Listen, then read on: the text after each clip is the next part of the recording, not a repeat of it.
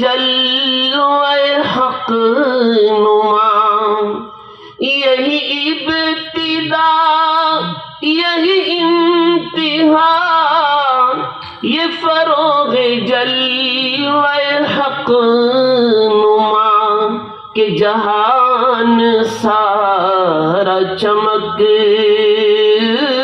اٹھا، کہ جہان سارا چمک اٹھا، کشف الدجا بجمالہ، بلغ العلا بکمالہ، کشف الدجا بجمالہ، بلغ العلا بکمالہ، رخ مصطفیٰ کی یہ روشنی، یہ تجلیوں کی ہم آہنگی، رخ مصطفیٰ کی یہ روشنی، یہ تجلیوں کی ہم آہنگی، کہ ہر ایک چیز چمک اٹھی، کہ ہر ایک چیز چمک اٹھی، کشف الدجا بجمالہ، بلغ العلا بکمالہ، حسنت جمیع خصالہ، صلو علیہ وآلہ، حسنت جمیع خصالہ،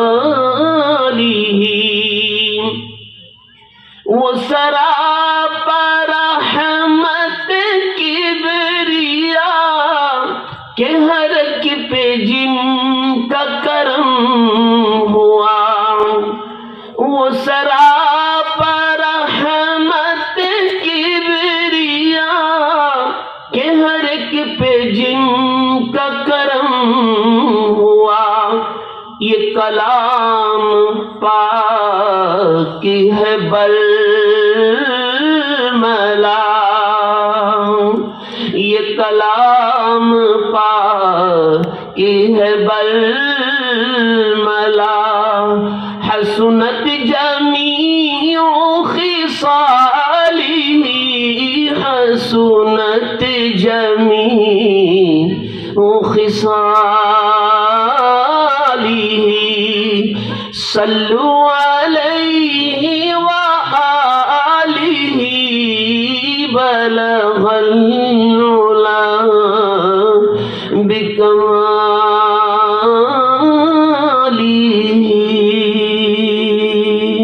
اللهم صل وسلم وبارك على سيدنا محمد.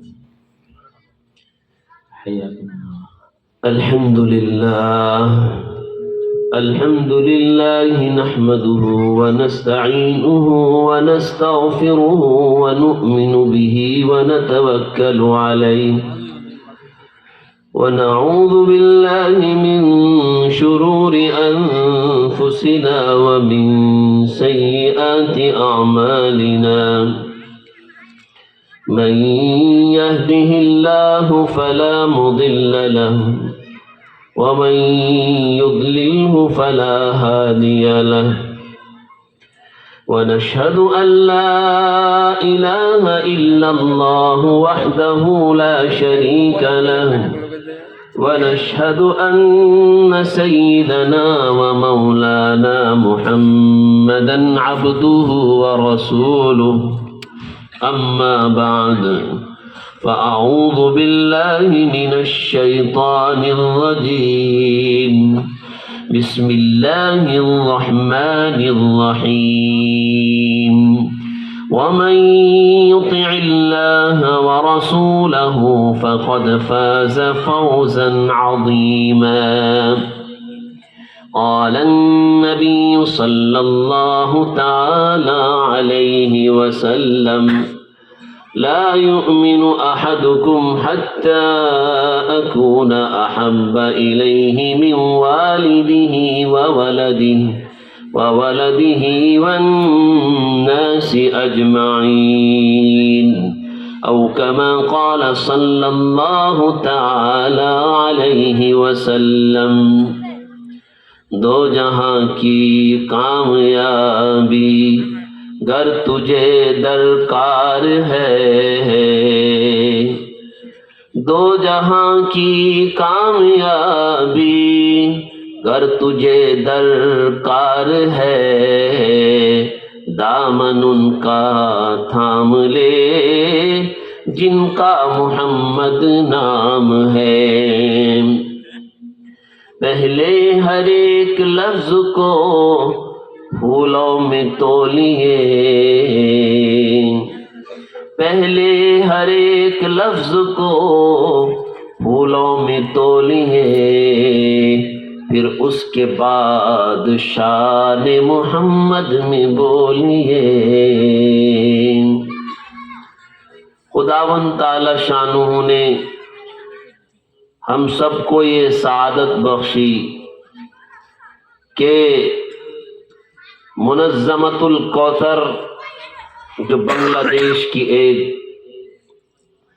بڑی رفاہی تنظیم ہے، اور پھر اسی کے روح رواں حضرت مولانا مسعود الکریم صاحب سے متعلق یہ مدرسۃ الکوثر، اور کوثر کے معنی تو واقعی بڑے زبردست ہیں. ایک معنی تو کوثر کا حوض کوثر ہے، اور ایک معنی کوثر کا خیر کثیر، جس میں ہر طرح کی بھلائی ہو،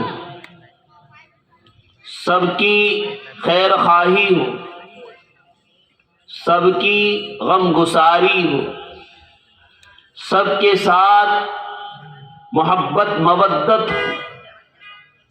اگر کوئی بھوکا ہے تو تکلیف گزرتی ہو. منظمۃ الکوثر کی کارگزاریاں جو سامنے آئی تو طبیعت کو بڑی خوشی ہوئی. انسان اپنا پیٹ بھر لے یہ کوئی بڑے کمال کی بات نہیں ہوتی.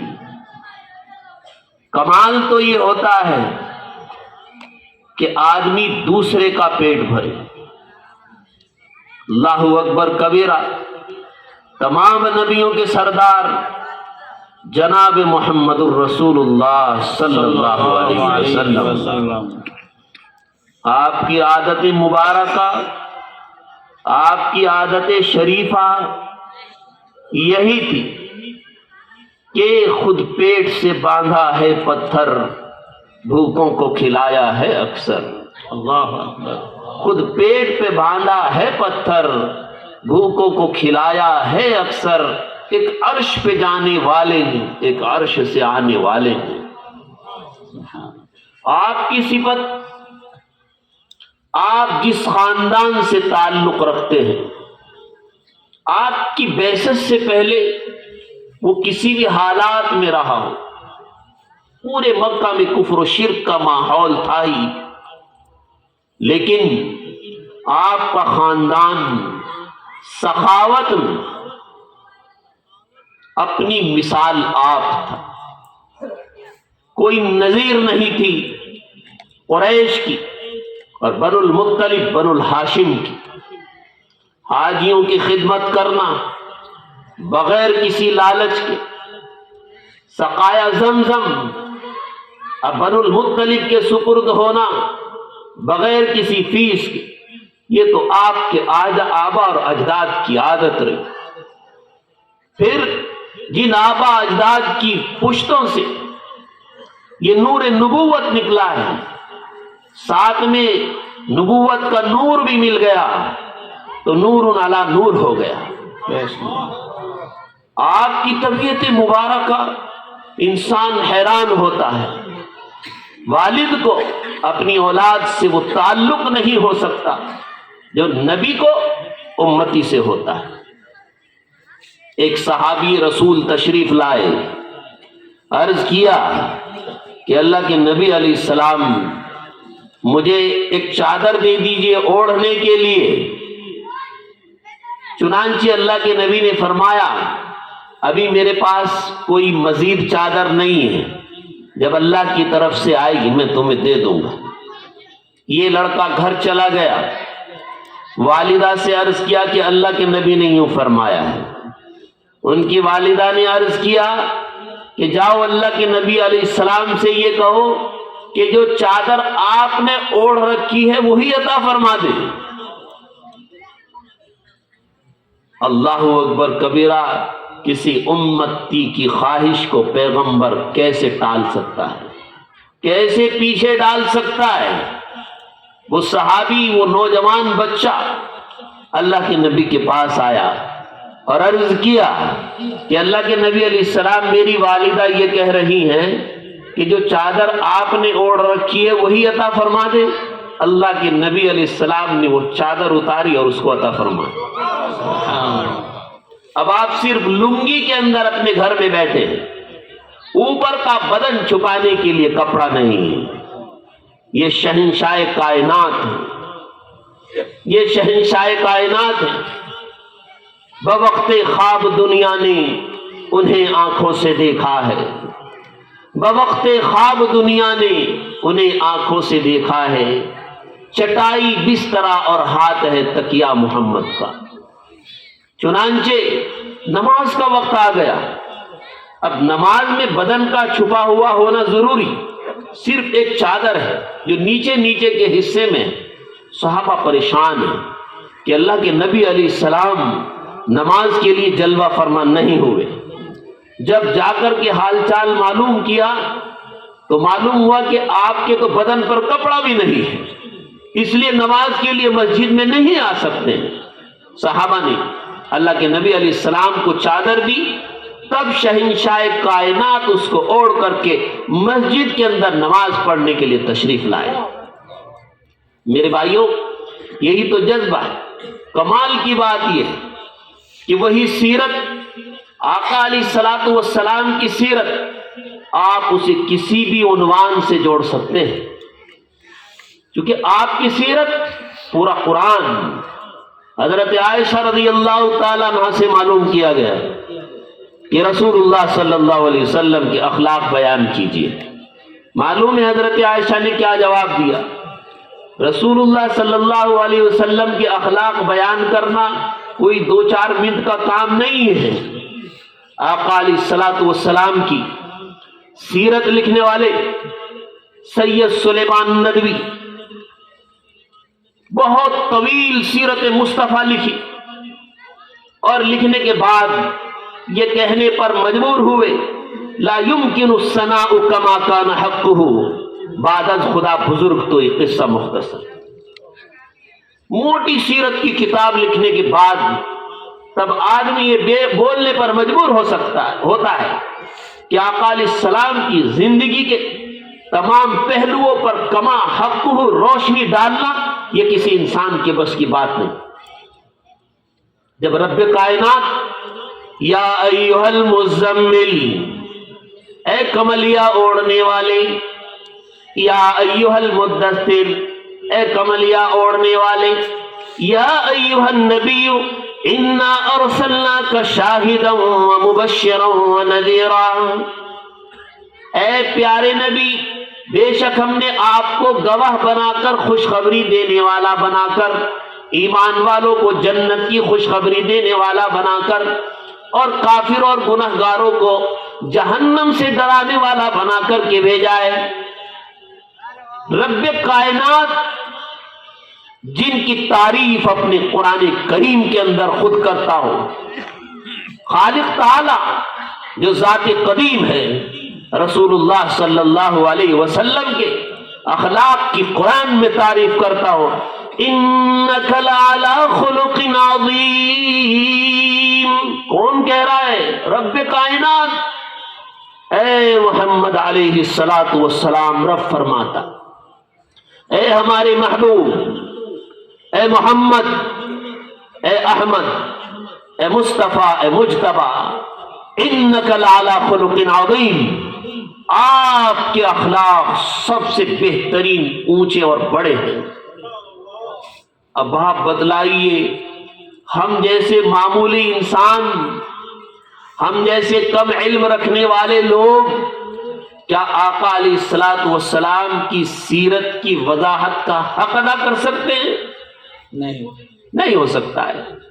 یہ ہے کہ انسان محبت میں بہرحال بولتا ہے، چاہے اس سے اچھا بولنا آتا ہو یا نہ بولنا آتا ہو. چھوٹا سا بچہ بھی اپنی ممی سے کہہ دے گا لو یو مام، میری ماں، مائی مدر لو یو. چھوٹا سا بچہ بھی بولے گا. زبان تتلا رہی ہوگی، صحیح بولنا نہیں آ رہا ہوگا، تب بھی بولے گا اماں جان میں آپ سے محبت رکھتا ہوں.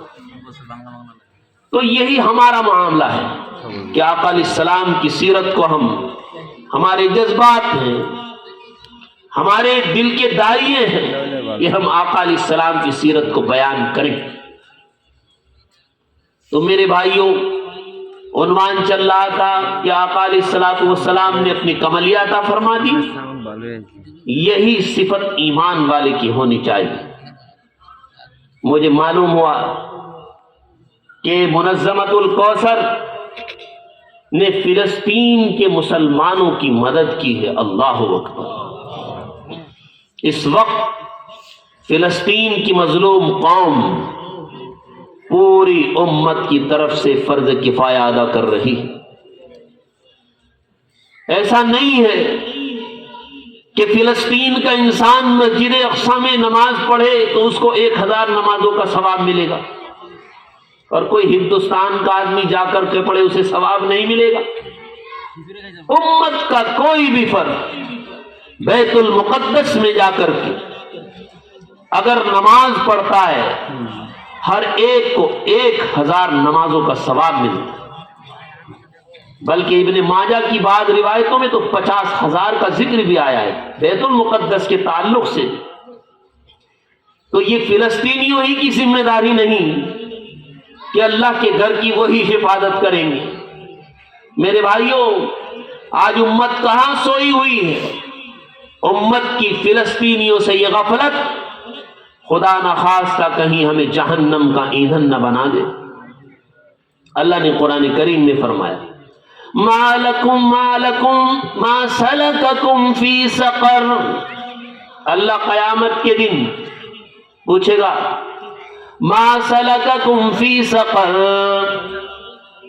تمہیں جہنم میں کس چیز نے ڈال دیا؟ جواب دیں گے قالوا لم نک من المصلین، ہم نماز نہیں پڑھتے تھے، ولم نک نطعم المسکین، اور ہم مسکینوں کو کھانا نہیں کھلاتے، اس لیے ہم یہاں جہنم میں ڈال دیے گئے. میرے بھائیوں، ایمان والے اللہ قرآن میں فرماتے ہیں نسبی بھائی سب چاہے نہ ہو، سب دینی بھائی ہیں، اسلامی بھائی ہیں. انما المؤمنون اخوہ، سارے مسلمان بھائی بھائی. ایک مسلمان کو اگر دنیا میں کہیں تکلیف پہنچتی ہے، ایک کونے کے اندر تکلیف پہنچتی، ایک مسلمان کو اگر تکلیف پہنچتی ہے تو ساری دنیا کے مسلمانوں کو وہ تکلیف محسوس ہونی چاہیے. قال اللہ تبارک وتعالی فی کلامہ المجید اعوذ باللہ من الشیطان الرجیم بسم اللہ الرحمن الرحیم وَيُطْعِمُونَ الطَّعَامَ عَلَى حُبِّهِ مِسْكِينًا وَيَتِيمًا وَأَسِيرًا.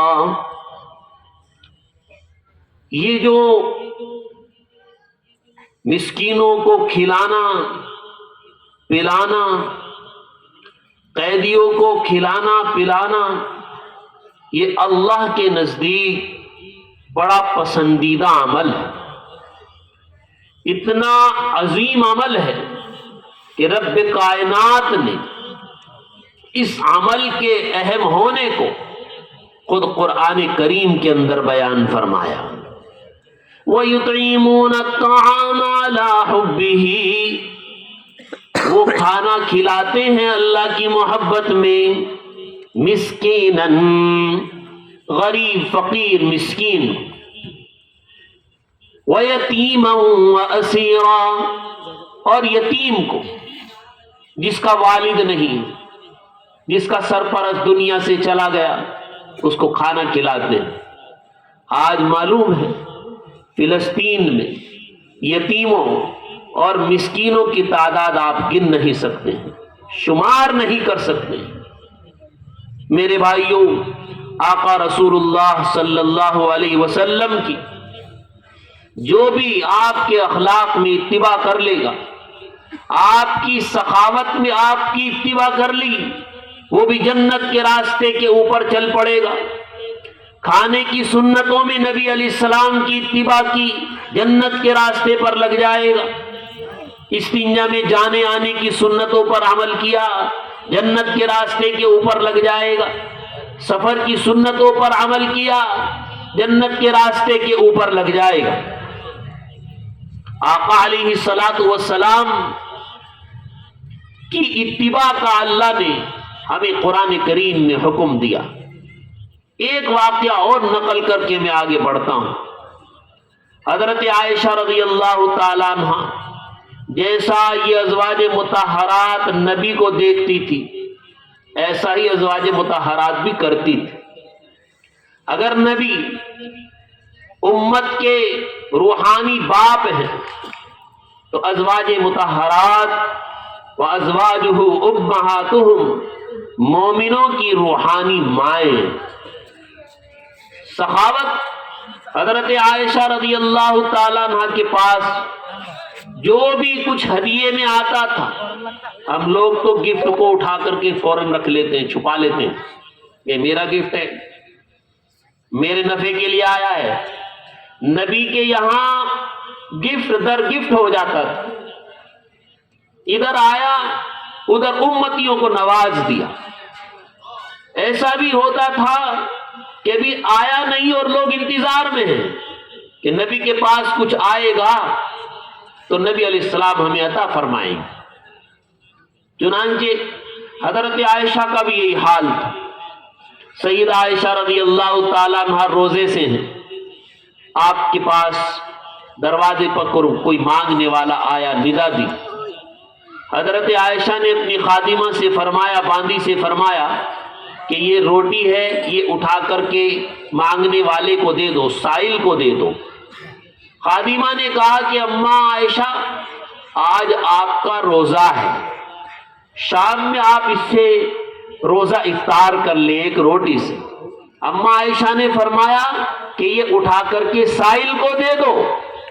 چنانچہ خادمہ نے وہ روٹی اٹھا کر کے سائل کو دے دی۔ آج کل ہم لوگ، ہر ایک آدمی اپنے آپ کو ٹٹول سکتا ہے کہ اگر دن بھر روزہ رکھا ہوا ہے اور شام میں کھانے کے لیے ہمارے پاس کچھ بھی نہیں ہے علاوہ ایک روٹی کے، تو شاید آج کوئی انسان دوسرے کو وہ روٹی دینے کے لیے تیار ہو، لیکن اماں عائشہ نے دے دیا۔ لیکن اللہ نے اس کا صلہ بھی بہترین عطا فرمایا۔ ہم جو مسکینوں، فقیروں، غریبوں پر خرچ کرتے ہیں، اللہ کی عادت شریفہ ہے کہ اس کو بڑھا کر کے لوٹا دیتے ہیں۔ دنیا میں بھی اس کا نفع ہوتا ہے اور آخرت میں تو کئی گنا نفع ہونا ہے۔ اللہ کے نبی علیہ السلام کا ارشاد ہے، انتم تنصرون وترزقون بضعفائکم، تمہاری نصرت کی جاتی ہے، مدد کی جاتی ہے اور تمہیں رزق دیا جاتا ہے کمزوروں کی وجہ سے، غریبوں کی وجہ سے، یتیموں کی وجہ سے، مسکینوں کی وجہ سے۔ چنانچہ حضرت عائشہ کی بھی اللہ کی طرف سے مدد آئی۔ ایک ایسا شخص مدینے میں جو جلدی سے کبھی کسی کو گفٹ اور ہدیہ نہیں دیتا تھا، اس نے مسلم بکری، یہ عربوں کی مرغوب غذا ہے، پوری کی پوری بکری کو بھون لیتے ہیں، وہ حضرت عائشہ کے لیے تیار کر کے افطار کے وقت گفٹ میں بھیجی۔ سبحان چنانچہ حضرت عائشہ نے اپنی خادمہ سے کہا کہ بتلاؤ تمہاری وہ روٹی بہتر تھی یا یہ بکری بہتر ہے؟ تو میرے بھائیوں، ازواج مطہرات کا بھی یہ حال تھا۔ سیدہ عائشہ رضی اللہ تعالیٰ عنہ کا ہاتھ اتنا کھلا ہوا تھا کہ آپ کے بھانجے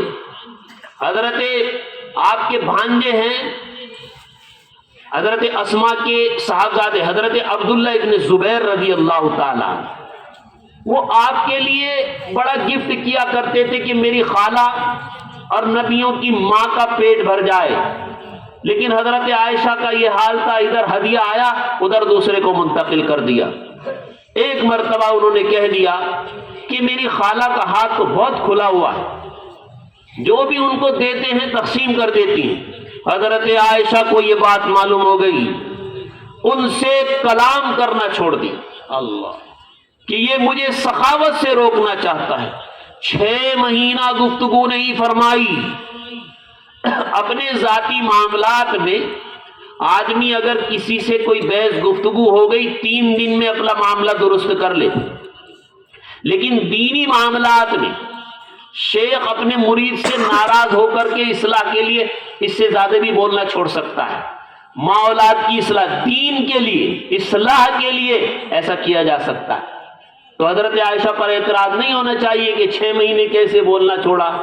حضرت عبداللہ ابن زبیر صحابہ کے پاس گئے کہ میری خالہ ناراض ہو گئی، آپ میری خالہ سے سفارش کر دیجئے۔ بڑے بڑے صحابہ حضرات تشریف لائے، پردے کے پیچھے سے آپ کلام فرماتی تھی، علمی پیاس بھی بجھایا کرتی تھی۔ سب حضرات نے وہ 3 دن والی روایت حضرت عائشہ کے سامنے بیان کی۔ آپ کا دل تھوڑا نرم پڑا، پھر صحابہ نے اشارہ کرا حضرت عبداللہ ابن زبیر کو کہ جاؤ جا کر کے اپنی خالہ سے لپٹ جاؤ۔ چنانچہ وہ پردے میں سے نکل کر خالہ سے لپٹ گئے کہ مجھے معاف کر دو۔ آپ نے انہیں معاف کر دیا۔ یہ عادت نبی کے گھرانے کی، آج ہم اسے نمونہ بنانا ہے۔ اللہ نے اپنی کتاب عزیز میں فرمایا وَمَن يُطِعِ اللَّهَ وَرَسُولَهُ فَقَدْ فَازَ فَوْزًا عَظِيمًا، جو اللہ اور اس کے رسول کی اطاعت کر لے، اللہ فرماتے وہ یقیناً اس نے بڑی کامیابی حاصل کر لی۔ خبر دے رہے ہیں اللہ، فقد فاز، یفوز نہیں فرما رہے، فقد فاز، یہ بات یقینی ہے کہ اسے کامیابی مل چکی ہے۔ میرے بھائیوں، آج ہم سنت کے موضوع پر سنتے ہیں لیکن سنت کی طرف چلتے نہیں ہیں۔ ہمارا سننا کم، سننا زیادہ اور عمل کرنا بہت کم ہے۔ اللہ کے نبی علیہ الصلوۃ والسلام کی سنتیں یہ جنت کے راستے ہیں۔ ہم نے اپنے روزمرہ کے امور میں اللہ کے نبی علیہ السلام کی سنتوں کو چھوڑ رکھا۔ بہت سارے کام ہم لوگ جانتے ہیں کہ سنت کام اس طریقے سے، لیکن جان بوجھ کر کے سنتوں کو چھوڑ رہے ہیں۔ بتلائیے، کیا آج ہمارا مسجدوں میں داخل ہونا یہ سنت کے مطابق چل رہا ہے؟ اکثریت کو یہ مسئلہ معلوم ہے کہ رسول اللہ صلی اللہ علیہ وسلم کی سنت یہ ہے کہ دایاں پیر مسجد میں داخل کیا جائے اور پھر دعا پڑھی جائے۔ کیا دعا ہے مسجد میں داخل ہونے کی؟ زور سے کو پڑھیں، بسم اللہ والسلام علی رسول اللہ، اللہم اغفر لی ذنوبی وافتح لی ابواب رحمتک۔ اور اگر اتنی لمبی یاد نہ ہو تو شارٹ سے بھی کام چل جائے گا، اللہم افتح لی ابواب رحمتک۔ کتنی بہترین دعا ہے، لیکن ہمارا کیا حال ہو رہا ہے؟ باتیں کرتے ہوئے مسجدوں میں داخل ہو رہے ہیں، شور مچاتے ہوئے مسجدوں میں داخل ہوتے ہیں، مسجدوں میں چیخنا چلانا جاری ہے۔ یہ قیامت کی علامتوں میں سے اللہ کے نبی نے فرمایا وَرُفِعَتِ الْأَصْوَاتُ فِي الْمَسَاجِدِ، بہت سی علامتیں آپ نے بیان فرمائی، اس میں سے ایک یہ بھی کہ مسجدوں میں آوازیں بلند ہوں۔ تو میرے بھائیوں، مسجدوں میں داخل ہو، ایک پیاری سنت پر عمل کریں۔ پھر مسجد سے نکلے، کون سی دعا ہے مسجد سے نکلنے کی؟ اللہم انی اسألک من فضلک۔ یہ تقریباً سب کو یاد ہے، لیکن افسوس یہ ہے کہ آج ان سنتوں پر عمل متروک سا ہو چکا ہے۔ خصوصی حضرات، علماء، تبلیغ والے احباب تو نظر آتے ہیں اس پر عمل کرتے ہوئے، باقی اکثریت کا عمل اس پر نہیں ہے کہ پیر کون سا باہر نکل رہا ہے۔ اکابر علماء دیوبند، اللہ ان کی قبر کو نور سے بھر دے، آمین۔ عاملین سنت تھے، رسول اللہ صلی اللہ علیہ وسلم سے اپنی جان سے زیادہ محبت۔ اللہ کے نبی کی شان میں حضرت امام قاسم النانوتوی نے ایسی نعت پڑھی، ایسی نعت لکھی کہ بدن اسے سننے کے بعد معطر ہو جاتا ہے۔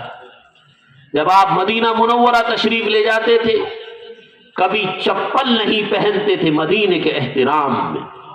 امام قاسم النانوتوی رحمہ اللہ تعالی، ہمارے اکابر علماء دیوبند، اللہ تعالی شانہ ان کی قبروں کو نور سے بھر دے، آمین۔ کہ سنتوں کے اوپر عمل کرنا اور کرانا اس کو اپنا حرز جان بنا لیا تھا۔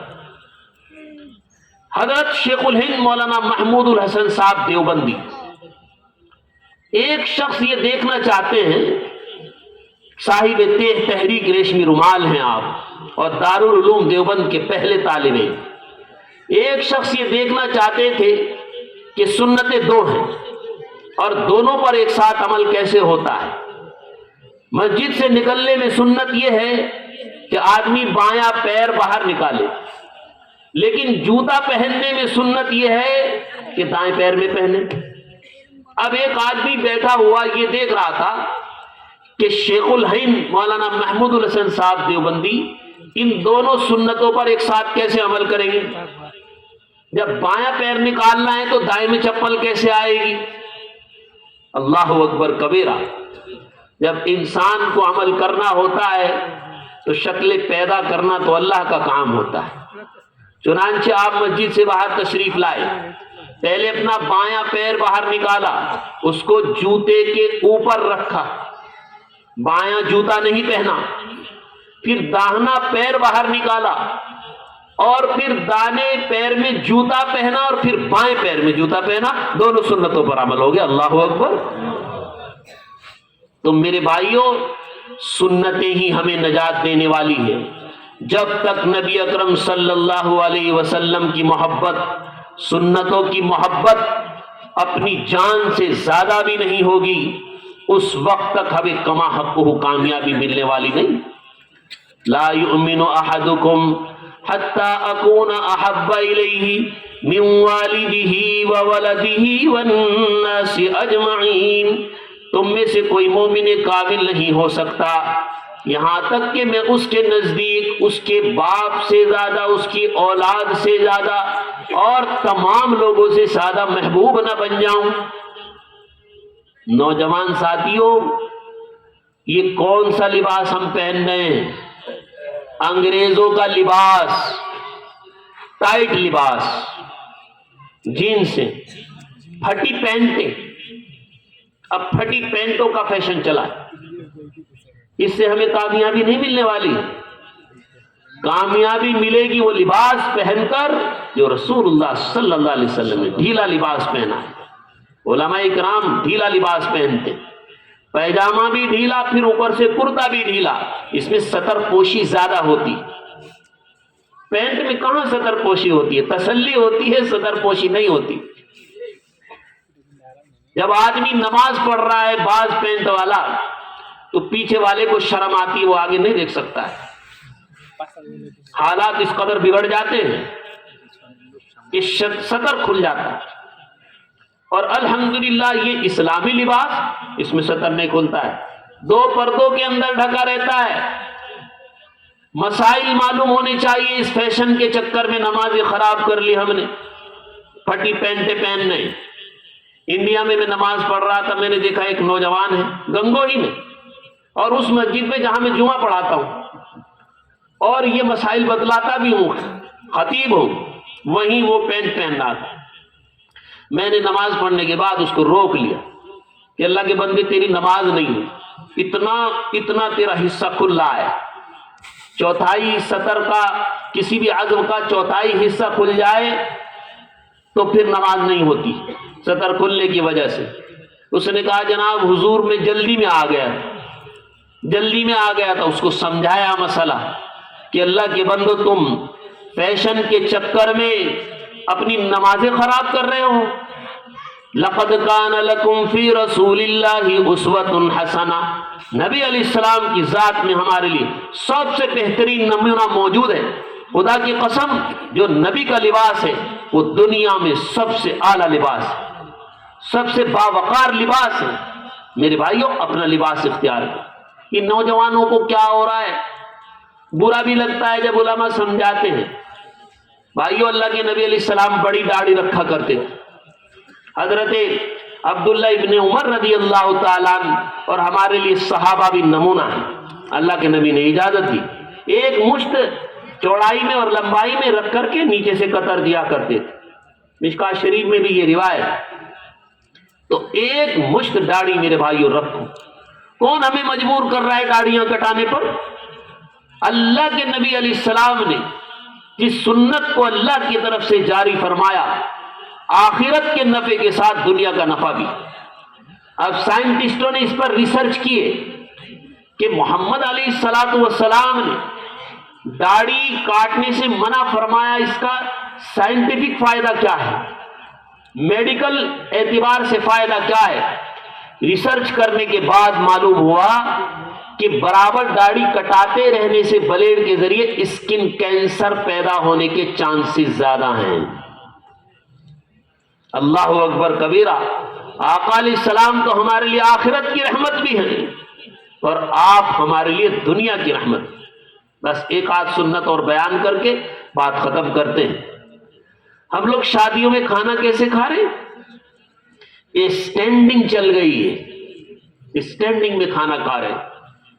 یأکلون کما تأکل الانعام، ایسے کھانا کھا رہے جیسے جانور کھاتے ہیں۔ یہاں سے علماء نے ثابت کیا کہ کتاب اللہ سے بھی کھڑے ہو کر کے کھانا کھانے کی ممانعت ہے، کیونکہ اللہ نے اس کا رد فرمایا جانوروں کی طرح کھانے سے، اور جانور کھڑے ہو کے ہی کھاتے ہیں۔ ہماری شادیوں کا کیا حال ہو گیا، اسٹینڈنگ میں کھانا چل رہا ہے۔ آج دیکھو بڑے بڑے حکیموں کو، ہندوستان کے اندر ایک ہمس ہے، ہمس ہاسپٹل ہے چنڈی گڑھ میں، ان کی مختلف برانچیں آیورویدک میں پھیلی ہوئی ہیں۔ وہ آیورویدک دوائیوں سے لوگوں کا علاج کر رہے ہیں۔ ان ہاسپٹلوں کا جو مالک ہے میں اس کو سنتا ہوں، اس کی میں نے کئی چیزیں دیکھی۔ ایک مسلم خاتون علاج کرنے کے لیے آئی ہوئی تو اس کو کہہ رہا ہے دیکھو یہ مسلم خاتون ہے، اس پر زیادہ موٹاپا نہیں ہے، وجہ یہ ہے کہ یہ نماز پڑھتی اور نماز میں بڑی شاندار ورزش ہوتی۔ دیکھیے یہ ہمارا دماغ ہے، دماغ کی طرف خون کا دوران کم جاتا ہے، کیونکہ آدمی سیدھا ہی چلتا ہے، سیدھا ہی بیٹھتا ہے، لیٹتا بھی ہے تو ایسے لیٹتا ہے۔ اور جب ایمان والا نماز میں جھکتا ہے رکوع میں اور سجدے میں تو خون کا دوران سر کی طرف آتا ہے جو مائنڈ کو تیز کرتا ہے۔ اس کو میں نے یہ بھی کہتے ہوئے سنا کہ بیٹھ کر کے پانی پیو اکڑو۔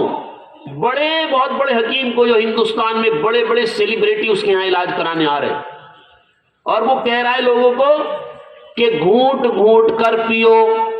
دیکھو ہمارے یہاں وہی 3 گھونٹ سنت، وہ سب کو یہ تاکید کرتا ہے کہ پانی ایک دم مت پیو، گھونٹ گھونٹ کر کے پیو، بیٹھ کر کے پیو۔ کہاں گئی ہماری تہذیب؟ ہماری تہذیب کو غیر مسلم بیچارے سمجھ رہے ہیں، اس کا اقرار کر رہے ہیں، لیکن ہمارا کیا حال ہے؟ ہم نے اپنی تہذیب سے ہم ناآشنا ہیں۔ میں نے ایک ریسرچ میں اور پڑھا ہے کہ کھڑے ہو کر کے پانی پینے سے گھٹنوں کے اندر بیماری پیدا ہوتی ہے، گھٹنے خراب ہونے کے چانسز، بائے کی بیماری ہونے کے چانسز زیادہ ہوتے ہیں۔ اللہ ہم سب کو جناب محمد الرسول اللہ صلی اللہ علیہ وسلم کی پاک طریقوں پر اور سنتوں پر عمل کرنے کی توفیق نصیب فرمائے۔ وآخر دعوانا ان الحمدللہ رب العالمین۔